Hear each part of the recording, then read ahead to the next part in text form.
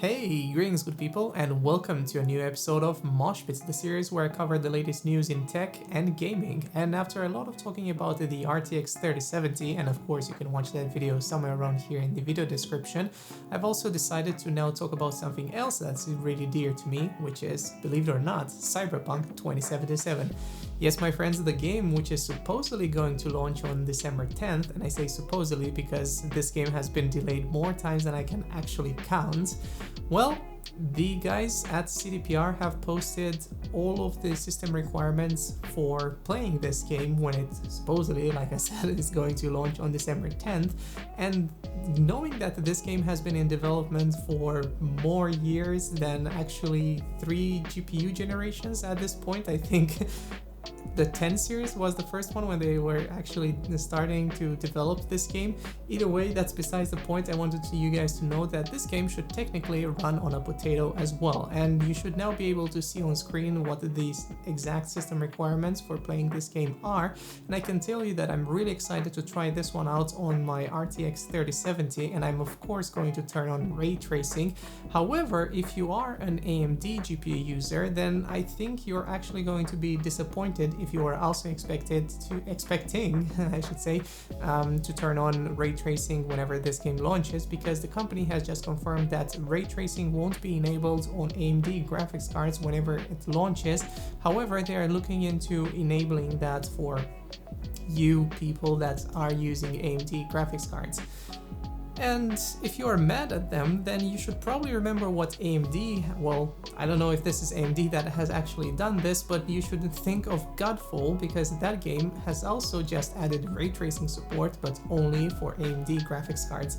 So with regards to that, I wanted to say that, you know, no company really cares about you. I mean, there might be some individuals at certain divisions that care about you as the customer, but as a whole, companies don't really give an F about you in this case. So yeah, take this as you wish. However, now it's also time to talk about something else related to AMD, and I'm now going to tell you about the Power Color 6800 XT Red Devil card, because this one is pretty amazing, and I think you guys are actually going to be interested in buying one of those if you're interested in reaching 2.65 gigahertz boost frequencies with it, which is absolutely mad. I mean, even talking about it at this point, like, whew, this is pretty exciting stuff. Now, this card is also technically going to be able to reach higher boost clock frequencies if you're going to overclock it on LN2, and this is exactly what I'm expecting to see Steve from Gamers Nexus do if he actually manages to get his hands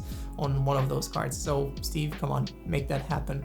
In other news, then you should also know that NVIDIA is planning to release some new cards, these being the RTX 3060 and 3060 Ti, and I've of course already talked about them in some of my previous Mosh Pits episodes and also in some of my shorts, so if you want, just check the video description down here.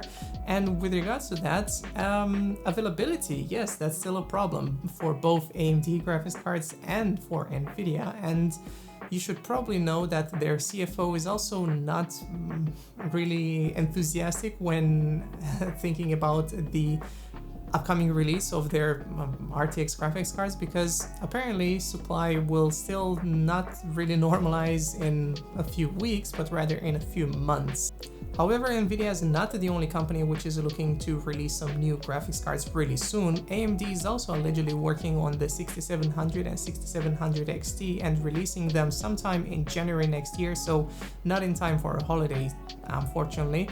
However, it's something interesting to note about those graphics cards. They're actually going to take anywhere between 180 to 220 watts of power, and this, if you think about it, it's pretty much what you should expect from an RTX 3070. So when I was reading about this, I was thinking like, hey, this is now a direct competitor to the RTX 3070, because the 6800 that they've already released is already better than the RTX 3070. So if you haven't seen reviews for that, then I'm just going to leave some in the video description. What we know so far about the RX 6700 XT is that it will have 40 compute units, and it should have about 12 gigabytes of VRAM, GDDR6 that is, across a 256-bit bus.